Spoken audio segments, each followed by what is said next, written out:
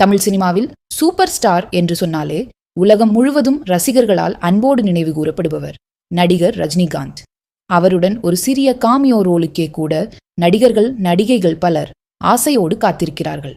ஆனால் அதே ரஜினியுடன் நாயகியாக நடிக்க வந்த வாய்ப்பை 4 முறை நிராகரித்தவர் யார் தெரியுமா?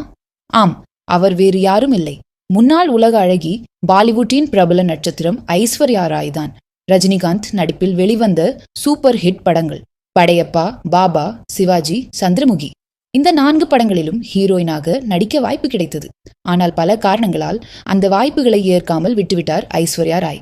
ரசிகர்கள் கூட அப்போது ரஜினியுடன் நடிக்கும் வாய்ப்பை யாரும் விடமாட்டாங்க, ஆனா எப்படி இவர் மறுக்கிறார் என்று ஆச்சரியப்பட்டார்கள். ஆனால் விதி யாரையும் விடாது. இறுதியில் இயக்குனர் சங்கர் இயக்கிய எந்திரன் படத்தில் சூப்பர் ஸ்டார் ரஜினியுடன் இணைந்தார் ஐஸ்வர்யா. அந்த படம் வெளிவந்ததும் அவர்களின் ஜோடி ரசிகர்களிடையே அபார வரவேற்பை பெற்றது. அத்தனைக்கும் ஐஸ்வர்யா ராய் ஏன் முன்னாடியே ரஜினி படங்களில் நடிக்கல என்று ரசிகர்கள் மறுபடியும் பேச ஆரம்பித்தார்கள். ஆனால் ஒரு விஷயம் மட்டும் அனைவருக்கும் தெளிவாயிற்று.